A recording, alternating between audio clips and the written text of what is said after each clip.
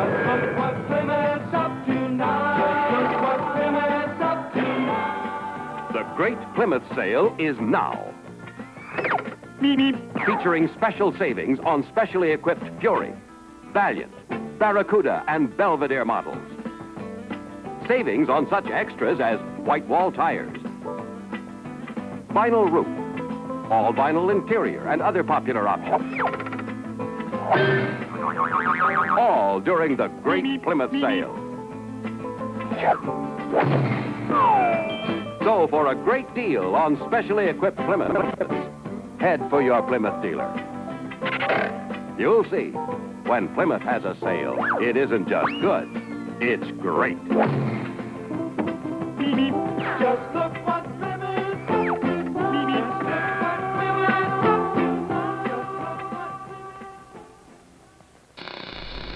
They're coming to get you, Barbara. Buried deep in the Pacific Northwest, one team in Springfield, Oregon, takes on the impossible, finding dead Mopar muscle and bringing it back from the grave. Award-winning Master of Mopar, Mark Warman, his cousin Doug, his daughter Alyssa, his best friend Royal, his painter Will, his assembly tech Justin, and the rest of the GYC ghouls are restoring, resurrecting, and recreating some of the fastest, fiercest, and rarest muscle cars on the planet. This is Graveyard Cars. Okay, just to refresh everybody's memory, because it has been a while, years ago, I won't say how many, we brought in a 1969 Cuda. Now, this was the first year they called it the Cuda, even though people did before that. This is an A57 69 Cuda 383 4-speed car. When it comes to A-body collectible cars, desirable, this is at the top of the list. Now, that's right, this is the very first time Plymouth called a Barracuda a Cuda, a muscle version. Now, before that, people had 64 and a half, 65, 66, 67, 68, 69 evens that weren't Cuda models that they'd call a Cuda. It was just, it rolls off the tongue easy. But the actual model was introduced in the spring of 1969 in an A56, an A57, or an A12, which is your 440 Cuda, M code, I think they call it. Very, very rare stuff. So when the car came in, it didn't look too bad at a glance. It was all together, it was painted, it had a repaint or two. And like I say, it was basically together. But once the car was dipped, once it came back, that's when all the sins are revealed. There was a lot of metal replacement that needed to be done on the car. Most importantly, somebody had put fender well exit headers on this car. Now, fender well exit headers, all you car guys out there are gonna know this, the old street rodders. A big block in an A-body is a very tight fit. No real room for manifolds, although they did make a special manifold for the left-hand side, and that's what came from the factory. But most guys wanted headers, so they just punched holes in the inner fenders, great big. They'd take a cutting torch, they'd cut out these great big access holes and run the headers out through there. That's what they call the fender well exit header. Well, this car had that done to it, plus it had a certain amount of rust and damage to the front rails and the front aprons. So I thought it was in the best interest of the car to put a complete front inner structure, a donor inner structure on the car, much like we did on our General Lee. Now, when you're replacing something as large as a front inner structure, you don't want any evidence that anybody has been there. You're not trying to hide it, you just don't want it to be obvious that it was done. Everybody knows we showed it on TV, the owner knows it, but you don't want to have signs that we were there.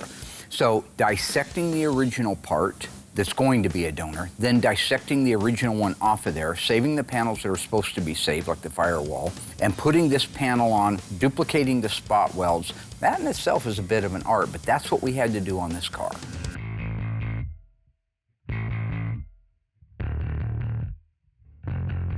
Once we had the used donor inner structure welded securely onto the car, it is structurally sound at that moment. Even though we have it on a frame jig, it's structurally sound.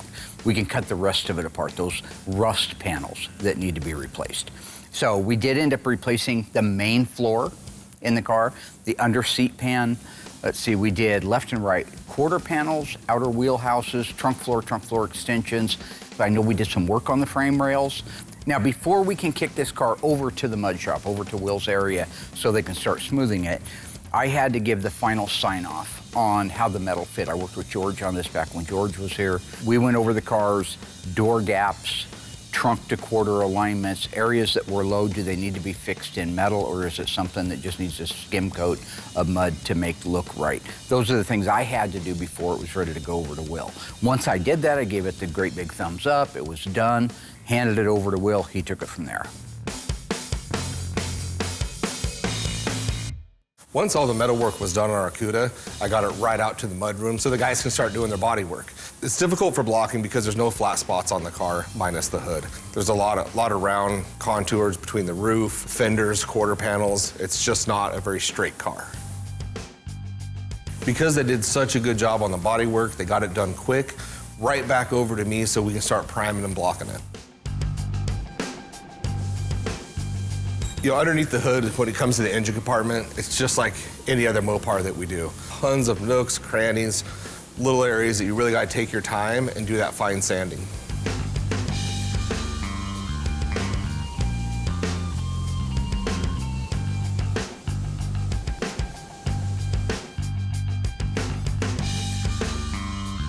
So when it comes to B5, it's a beautiful color, but it's very transparent. The prep work has to be done perfect. This is one of the last cars we did a pre-paint on. And it was a good thing that we did, because we did miss a few little things. So it was nice to have the whole car blue, address a few little issues, and it made the final paint go a lot quicker and easier. So after the pre-paint was done, we did a couple of touch-ups, got it in the booth, got it ready for final paint. Yes, the car is blue, so you think you can just go around it and put 3 or 4 coats and you're done. But because there was primer spots, you still have to get 7 coats of color over that primer spot. So I ended up putting 6 or 7 coats of color over the whole entire car to ensure there's no transparent spots whatsoever. Then I was able to clear it. Car came out amazing, of course, because I did it.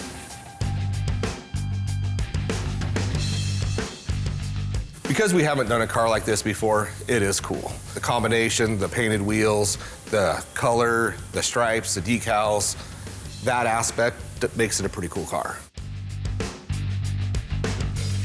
This was one of the coolest drivetrains I've built out so far. I admit I had to work with Mark and Tony a lot on detailing items because this was my first big block A body.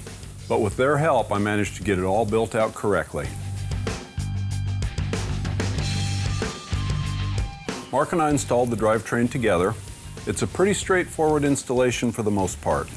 The rear end goes in first, so we have the counterbalance we need to install the engine, transmission, and K-member assembly. Come down a little, or is it good for you? My side's pegged. Okay. You can lower it more. Once we had the rear end installed, we went to the front of the car and installed the engine and K-member assembly.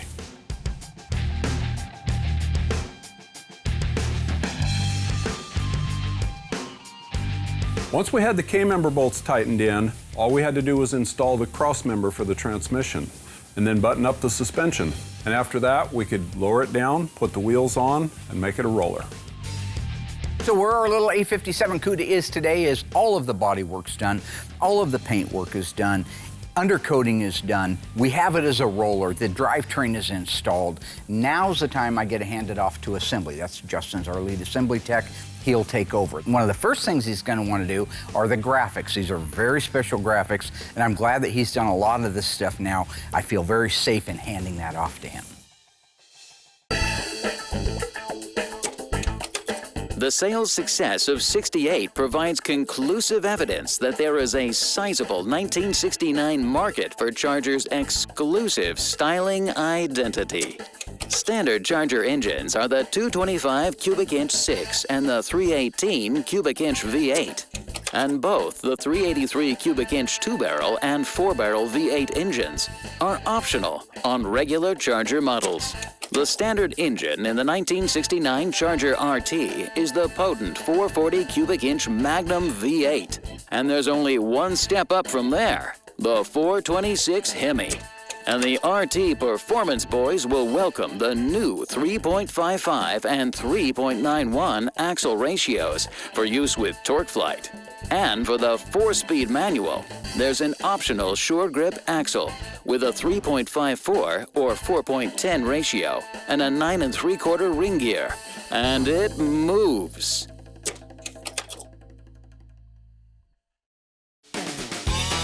So today we're going to put the decals on the 1969 Barracuda. This is the first time I've done this, and how about you?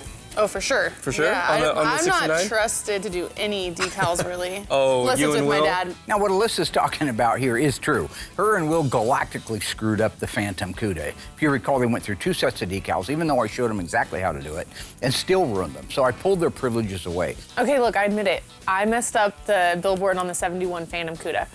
But it wasn't all my fault. I think Will had more to do with that than I did. He was supposed to be my teacher. He was the more experienced one. He's like 20 years older than me.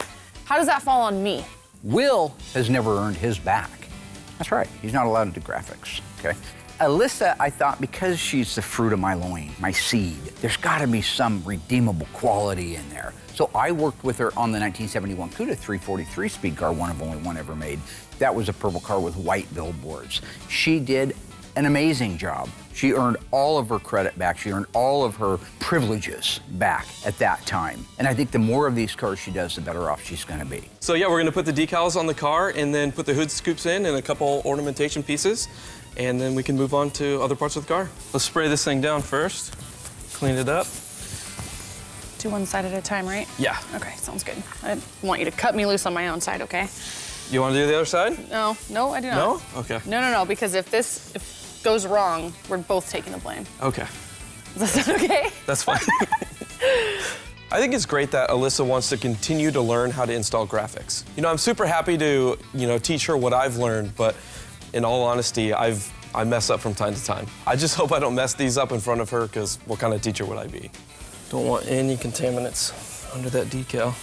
Okay, we're gonna separate it, Bring right? that over, yeah. Wet this down first. I hate big decals, stressful. Do you feel stressed out when you do these now, or are you like? Every time. Yeah? Okay, Every doesn't time. get easier, that's good to know. Because now that I'm doing them more, he stops buying 2. Great, great. So with the A57 cars, there's a lot of graphics. You have your sport stripes or blackouts on the hood. They carry on to the header panel. Now those are a vinyl graphic, so we get those from Phoenix Graphics. The front valance and the rear valance tie in to the body side graphics. They're painted. Now the rest of the graphics on the car, the lower graphics on the side, they're vinyl. So it's a combination of both vinyl graphic and paint. It is a lot of studying to make sure that you get these things right. They're very unique. Thank you for already pre-marking it out. Yeah, so what I Really got, nice. what I got right here are these little hash marks. And we lined it up on that, and then on the edge of the tape, as long as the edge of the backing paper is centered in between that, that's exactly where it needs to go. And then these hash marks can get our forward and back. So once we got that lined up really nice, we can start pressing the decal down with our squeegees. This is such a beautiful car. I love the matte black against that blue. So beautiful. This Cuda is definitely becoming one of my favorites. So we'll start from this middle part right here. I'll go this way, just a little gentle press, or else sometimes these like to grip it and then completely pull slide it. Yeah, that's what I was afraid of. I remember most of this from the purple Cuda. You want to put the decals in place and then slowly start massaging out the soapy water. You work from the inside out to make sure that you don't get a bubble in the middle of the decal. Making sure it's still lined up the whole time. Yep. Okay, right here, it's kind of... How's it doing? Is it moving on your side at all? No, I think it's good. Nice, perfect. You know, I love working with my dad. He really knows his stuff. But when it comes to stuff like this, I'd prefer working with Justin, someone who's a little more calm. My dad likes to do stupid stuff, start his impressions, or do a movie line I don't care or know. And it just adds intensity to an already intense moment. So I definitely prefer working with Justin when it comes to this type of stuff. So with this, is that okay if it kind of folds down in that? Yeah, you can tuck it down in front of the hood. So what we'll do is we'll move on to the other side before we even pull this off. Okay. And it allows it time to set up a little bit better. Alyssa's doing a great job. We got the passenger side on without any bubbles or any damage, so now it's time to move on to the driver's side. Just kind of work it through.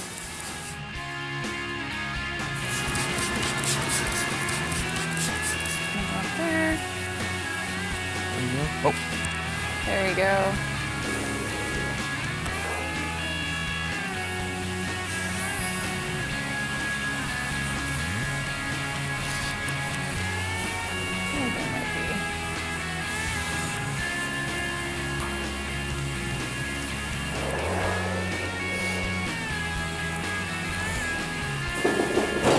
Boom. Got the decal done. Good job. Good, thank you. So we got the hood and header decals installed perfectly. It was super easy. I am stoked. I can't wait to see all of the trim on this car. All right. Hood insert. That drop down in there. Ah, perfect fit. Nice, there we go. Now, another part of the A57 package are some of the options you got. Neat features, I should say, not options if they're standard. That there's not an option, that they're standard. I know, Tony. Just relax, have a sandwich, chill out. For example, the hood scoops. These are simulated scoops. They're not really cold air. They don't bring cold air into the engine compartment, but they sure look cool. They look tough. All A57, A56, I think part of that package had bright tips on the exhaust too, standard, the exhaust tips, the N42. So those are just a couple things. I'm sure there's plenty more. The A-body guys out there calling me an idiot because I don't know all this stuff, but it's not easy to know everything about 1,000 cars, even though I say I do on TV.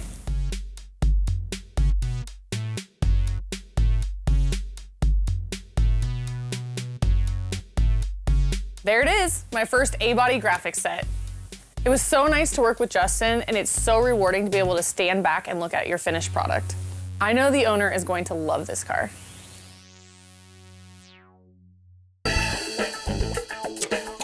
1969 Charger is more car than Cougar and Firebird, and more car for the money. In '69, Charger RT models are available with or without these popular racing stripes. And if the pace continues, more than half of RT owners will want them in '69. And standard instrumentation will include gauges, not warning lights, for fuel, temperature, oil pressure, and alternator. Both a rally clock and a 150-mile-per-hour speedometer are standard. And the popular clock and tachometer combination is optional. For music lovers, the stereo tape-radio combination shown here offers 3 speakers in the instrument panel and 2 in the rear, sharing space with the optional and practical rear window defogger.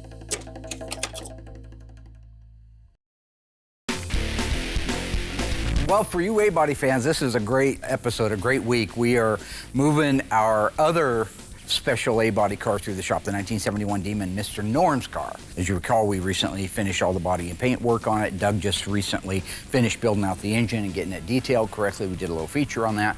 Well, now it's time to install it. Now, again, remember, 340, 6-pack, 4-speed, real Mr. Norm's, all numbers matching. Okay, slide on in. Don't do a lot of A-bodies, do we, Rooster? No, this is gonna be a little different. Is yours in? No. Okay. You want to put one in and then we'll get the other one in, or how do you want to do it? This is going to need a twist, so if you want to get yours set and put a nut on it, that'll be fine. Okay. So this is another really cool A-body that I'm starting to fall in love with. It has so much heritage because it's a Mr. Norm's car. I know everyone will love it when it's done. You got one? Yep. Okay. Go ahead and put your nut on that one, or at least one of them. Uh-huh. A-bodies have a completely different setup here on this rear axle assembly as far as how they hang it in the back. Yeah, Mark's right. All of the B&E body cars have holes in the rear frame rail for the shackle grommets to go through. The A-body uses a bolt-on shackle mount, and these are kind of tricky. I'm never sure which is supposed to go on first, the bracket to the body or the bracket to the shackle. We always seem to figure it out. Lower that bad boy down. We'll roll these shackles into place. All right. You like shackles, don't you, Dougie? I sure do. Yeah. I've noticed Mark has a new habit. I think he invents these things just to drive people nuts. That or because he is nuts. All right. There we go. Okay. That's a little nicer. You got yours? Oh, excellent. You know, Doug says I'm a nut job. Doug's a nut job, believe me, trust me, folks. He's got these little ticks that he comes up with. One day we were driving around in the car and he says, do you want me to roll the window up? I go, yeah, what the heck, roll the window up, it's free. Which it is, it's free to roll up the window. Now he says it all the time. You want a shackle plate? Sure. It's free. Well, they're not free, are they? I had to buy them. And he does that with everything. Everything is free. If you go to a restaurant with him and I'll say, why don't you have the burger? Why wouldn't I? It's free. It isn't free. No nut? Okay, I'm working with one. I guess you don't want a nut then, huh? I'll take a metal nut. There you go. Thanks, buddy. Yeah. The best. By the way, what? Speaking of Bultacos, yeah? I got my tank back from Will. Had the pinstriper do the pinstripe on it. It's absolutely stunning. That is going to bring back some good memories. Last time Royal had that bike, he just tore the hell out of it. Yeah, I cut the seat up, right? But he didn't help it any either, because he's hard on everything. That poor old bike, I bet that thing is in the junkyard now. What do you want to bet? Oh, I remember the Bultaco. It took me under a fence one time. I have a scar on my leg today to prove it. Royal and Mark got into a fight because Mark said that Royal spit on his pool table. So Royal took off running, and Mark couldn't catch him. So he went bananas and cut up Royal's motorcycle seat cover with a sickle. And I'm the nut. Boy, it was a fast bike. It'd keep up with your TM400 on a straight stretch. Yeah, for a few seconds. For a few seconds till it flooded out and died. That's a weird anomaly. Funny thing about motorcycles, I never did understand that. Well, now this is true. That Bultaco was a screaming demon. I mean, it would take Doug on an open stretch to the hole, as they say in basketball. It would take him to the hole. But then all of a sudden, it would just flood out.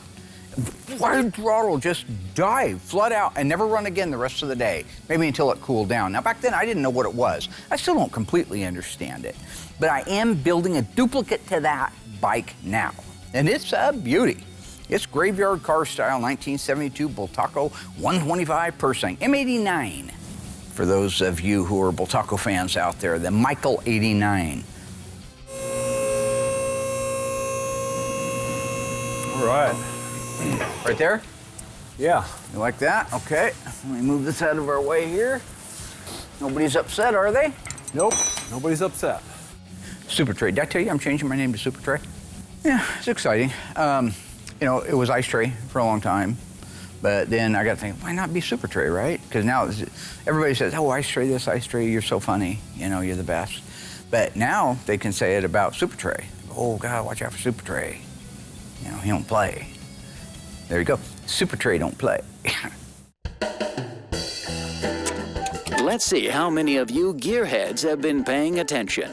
What gear ratios are available on the Charger RT model with a manual transmission? 3.54 and 4.10, 3.55 and 3.91, or the 3.91 and 4.11? Do you think you're sharp enough to know the answer? Stay tuned after the break to find out.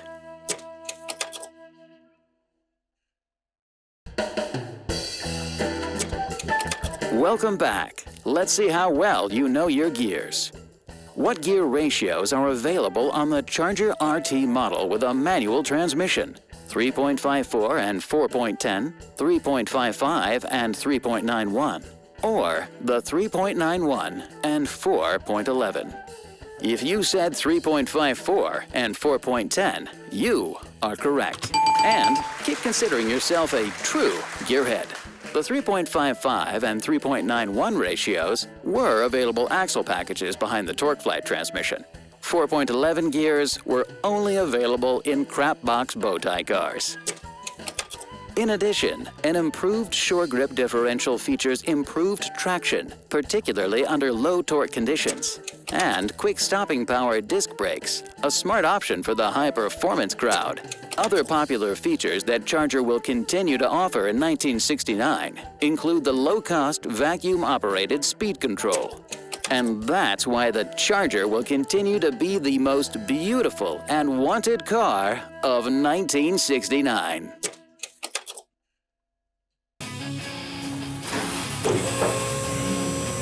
Here we go, yo. Here we go, yo. Here we go, yo. So the rear end installation went fine. We got it all buttoned up. Now for the fun stuff. installing the 346 pack.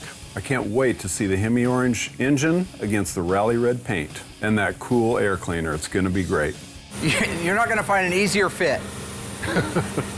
I mean, you remember, right? Yeah. Okay. When you're putting a drivetrain in one of these cars, you have to be mindful of scratching things. If you talk about like a 426 Hemi, like in our 69 Hemi Roadrunner we did a few years ago, power steering car, so you got that great big clumsy power steering box there. You got a 426 Hemi that just doesn't fit between the aprons unless you rock it like this.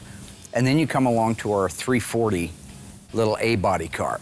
Fits like a glove. You don't have those clearance issues. Even though the car is a little bit narrower than that B-body I mentioned, that LA engine and manual steering gear fit in there like a glove. You still gotta be careful, you don't want to scratch anything, but fits so much nicer.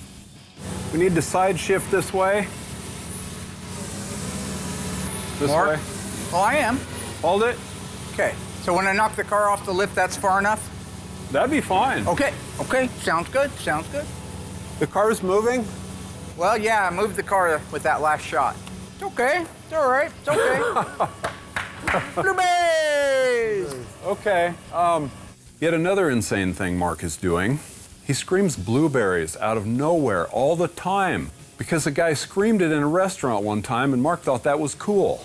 Remember how one time it used to be Gundars, then it was Tango and Cash, now it's blueberries! You like blueberry pancakes there, Tiny? Tiny who? Little tiny dancer don't like blueberries? Okay, let me try something. Well, it still needs a massive tip back, right? Is that what you're thinking? Get it in position, then tip back? Needs to come back 1 more inch. Needs to go to the left just a little bit. So come in This a is hair, lined up pretty good. and then get it in position, then tip it up. Okay. This part is the most nerve-wracking. It's hard enough when it's just Mark and I, but when the cameras are on us, they catch everything. Shifting to the left. Okay. A lot of you guys recall back, just even a couple of seasons ago, we were using an installation rack that I had built, where you put the drivetrain on it and you lower the car down around it. And that's similar to the way the factory did it, except they had a jig that would bring it up into it, I think, and bring the car down. I came up because I was working one weekend by myself with using the Doosan, use the forklift. And because it's such long forks and it has full articulation up and down, side to side, you can set that drivetrain on there and you can adjust it anywhere you want. Hand me your pony. Yes, sir. My little pony. Get me to lower the body a little bit. You could, yeah. Same as all the cars, the hardest part is getting the K-member aligned and getting the 4 K-member bolts in place. Once you do that, it's just a matter of getting the transmission cross-member in place and buttoning up the front suspension. Little boys and girls in TV land, how's everybody doing? PD, how you doing, man? Good, good, man. How you doing, little tiny dancer? Good, good, good. Do you need that knife back from between my shoulder blades? So I really don't get the whole backstabbing reference. I know what he's talking about. One time I let a customer in a little early to see his own car. I'm just doing my job. I should get a reward, not labeled a backstabber. Okay, we have our 4 K-member bolts in place. Transmission cross-member bolts, you got 2 of them, right? You got 1 at least on each side for the transmission cross-member bolts? Yes. Okay. Who really wants to be called a backstabber? That's not a good look. What makes it even worse is he sings it to me every time he sees me. Hold me close, tiny backstabber. Count the knives left in my back. Lay me down in sheets of betrayal. I know how Jesus felt. It's a little too much for me.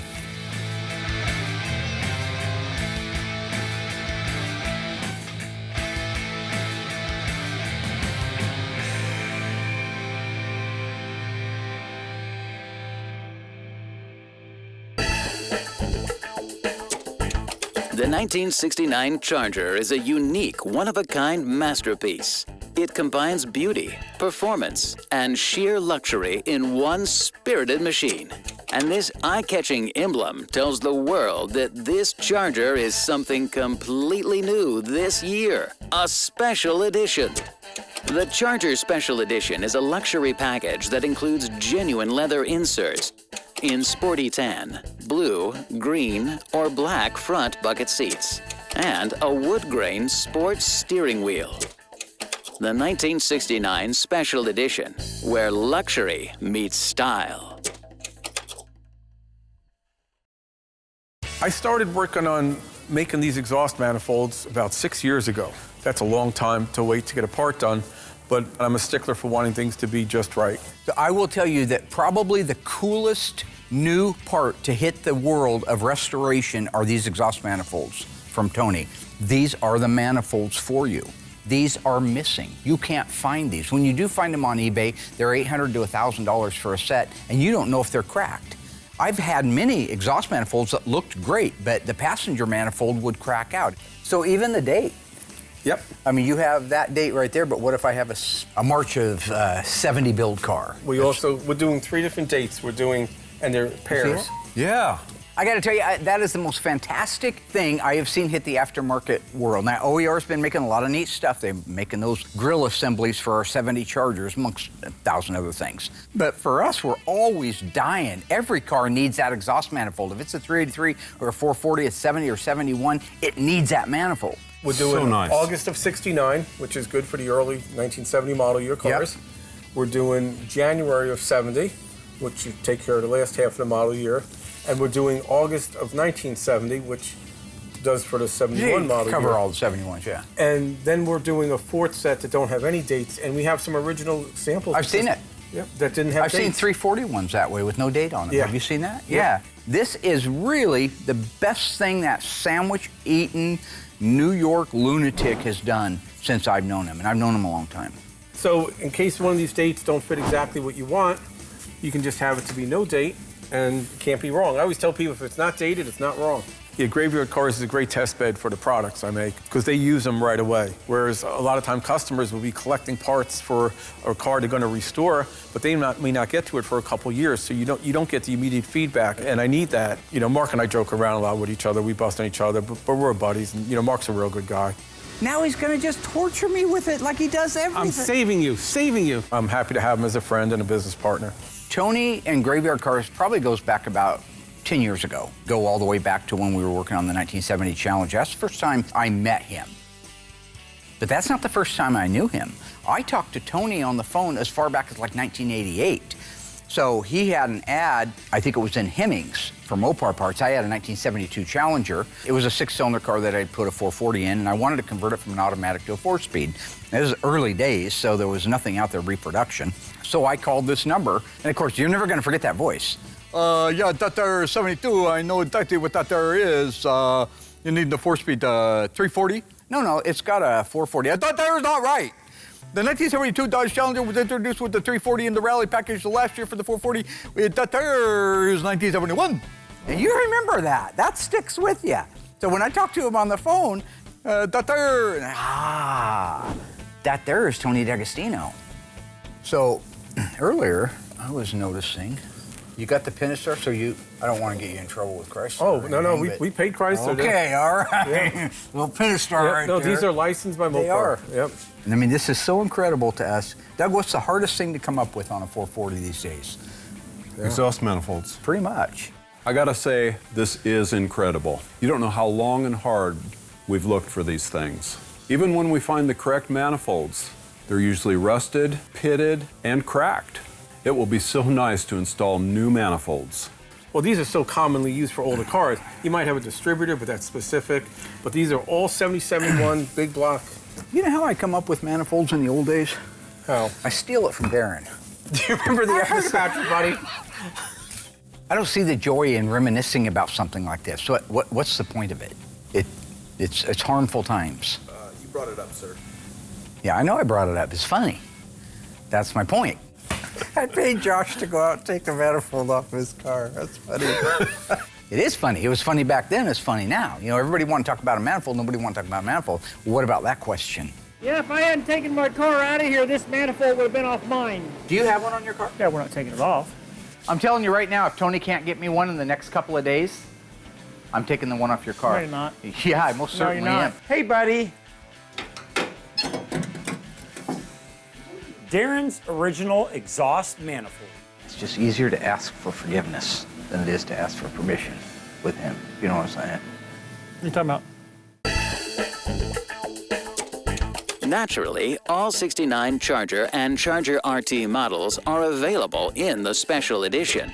The Charger Special Edition also includes handsome turn signal indicators and the interior light package with a popular time delay ignition switch light, as well as headlight on reminder, map, courtesy, ash receiver, glove box, and trunk lights.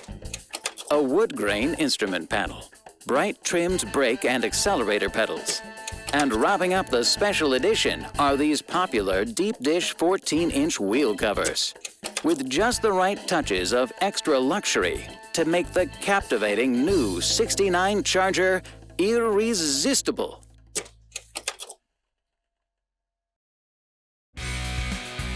Alyssa did a great job applying the hood decals and the header decals on the 1969 Cuda A57. With all that done, I can move on and install the front end of the car.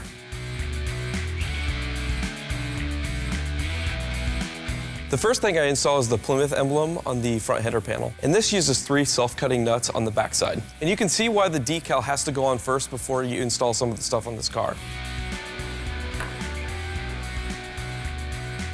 The next items to install are the grill assemblies. This is a pretty unique grill. It's actually 2 grill assemblies. I think one of the things that's most time consuming with this is blacking out the honeycomb grill inserts.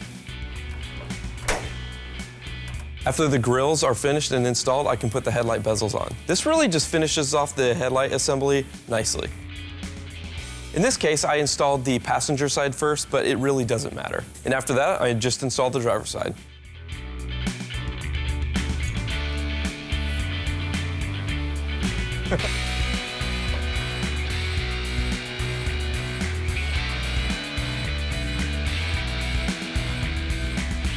One of the cool features of this car is the L31 hood-mounted turn indicators. I really like the turn indicators, but these ones are chrome, and it just gives the front of this car a really nice touch.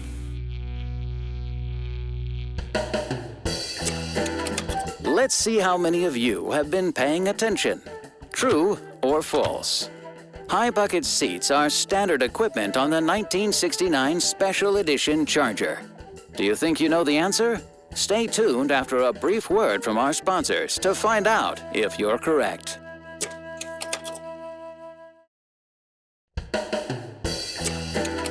Welcome back. Are you as smart as you say you are? True or false? High bucket seats are standard equipment on the 1969 Special Edition Charger. If you said false, then congratulations. Maybe you really are smart. The high bucket seats were not available until the following year in 1970. However, the 1969 Charger Special Edition did come with standard leather front bucket seats. Additionally, optional head restraints will be mandatory standard safety equipment on Chargers delivered after January 1st, 1969. But certainly one of the most popular 1969 seating options will be this new mechanical custom comfort bucket seat. 2 manual controls provide the seated driver with many different adjustments. One control is for fore and aft. The other is for up and down and tilt. Whether it's all-out performance or the look of sports car luxury, Charger's got it. Yeah. Okay, so you got the bosses here for your 7071 heat stove. Yep. Nice. I make that new too. Love this it. Is original, but it goes right on. You know, nice sets of originals right now are really tough to come by because they're 50 years old. You're not going to find NOS manifolds. So they're going to be on cars. They're going to have some level or degree of pitting to them just from the last 50 years of age. The heat risers are just about never working or never there. And that's a couple $100 alone just to get that whole deal straightened out with the heat risers. Here's the right-hand one that we're matching up to this. This is where the heat riser goes. Somebody's welded this all up, busted out the heat riser butterfly in the middle. I mean, that's what they did because they leaked or they didn't work or they just freeze shut or freeze open. Yeah. So they figure who cares, because most people lose the air cleaners and everything else by that time anyway. We have so many variations of sizes and markings, like, you know, the N code and 4, and even the way the date stamps are. They are because different. that's what I was going to ask you, is even the layout of it. This whole thing looks like it's an intentional piece with fake screws, right? Yeah. Well, Which no, is factory. No, that was... I brought one of these. That was on the insert. Hang on, I brought one of these. Oh, there you go. This is one Doug had. Yeah, So look at all the nice pitting on it. You get away from all the new ones. And no heat riser. when you lay these manifolds out side by side and you compare them, the new reproduction is a twin to the original in every conceivable detail. Here, you ready to do this? I've never done it before. I haven't either. Oh, wow, okay. Oh, no, we bolt them on cars. Oh, we done it on cars. Wow. Take a look. Tell me. Now, you're pretend I made them. Yeah, I don't see any light coming through. I don't either. So that's good. Wow. We've actually bolted these on engines. Oh, you have? And run the engines in retard and got the manifolds. It's not we proper. retarded the timing. There you go. To make it fire out the exhaust. And then we got the manifolds glowing. And we did cycles like that over and over to make sure that they weren't going to crack or... You did that on the before you went to production? Oh, yeah. We did that on the last sample sets that we had. I never want to have to make a part that I need to make excuses for. So we go through a lot of R&D for appearance, which is, a big aspect of it because they're licensed by Chrysler. They look exactly like originals. And the funny thing about that is there's many variations of originals. You deal with a lot of reproduction parts more than I do. You know how many of them are less than what they should be to be nice. This is a good-looking product. So for as much crap as I give Tony about being incredibly meticulous and a complete pain in the ass, which he is, both of those things, a finished product like that, it's as good as it gets. If you've got a 70 or a 71 440 HP, 383. And 383 two-barrel even on the left side, yeah. Is that true? Yeah. Yeah, but there's plenty of lefts around. Matter of fact, it's the right one that cracked, that split out. Right. Right here, right? No, right up the middle. Oh, they always seem to crack here. I think when we had to borrow Darren's, it was a crack here. Did somebody just laugh? It's cracked. Right there, see it? Dang, it's just same old. Why in the are these? I went through 100 of them Look and at never this. had That must one be crack. That's the same spot. Look at that. It's got to be a weak point. You never have to worry about it getting stuck. Yeah, but your hole's plugged. Yeah, no. Yeah. You're right, the hole's plugged and it looks like it's there. Well, you can't wait to say no, huh? For me, it's just everything's no. I'll say, yeah, George Washington's the first president. No. He was the president at the beginning of the country. Yeah, that's the first president. Well, you say it whatever you want. I'm just saying, I just can't win. One thing I want to say about Mark, like I said, we goof around a lot. We get on each other. We try to one-up each other. But he's like a brother from another mother. I mean, we're just real tight. We're close. We both have very busy schedules, but we have a good time when we do have time to sit down a little bit and connect. And I know sometimes he gets a bad rap or gets a hard time from people on the internet or just want to run him down. Mark's really a good guy. Brought to you by Mark Madness. The trade. Ever do my boxing? Mark Madness. That's not Mark Madness. I've never done that with you, Rocky, have I? Who have you not done it with? If anybody ever comes to Mark with an issue with any of his cars that he's done, I've never seen him say no or not do the right thing or try to take care of it. That's integrity, and you don't really find that a lot today. And it makes it really good to deal with Mark on a level like that, and that's why I never feel bad about sticking up for him. But don't tell him I said that. Now Tony wants to move out to the West Coast. All that crazy East Coast stuff is going to last about 37 seconds when he moves into Southern California. He tries that stuff down there and they're going to hand him his lunch. That there's how much No. This ain't New York. Okay, welcome to the West Coast.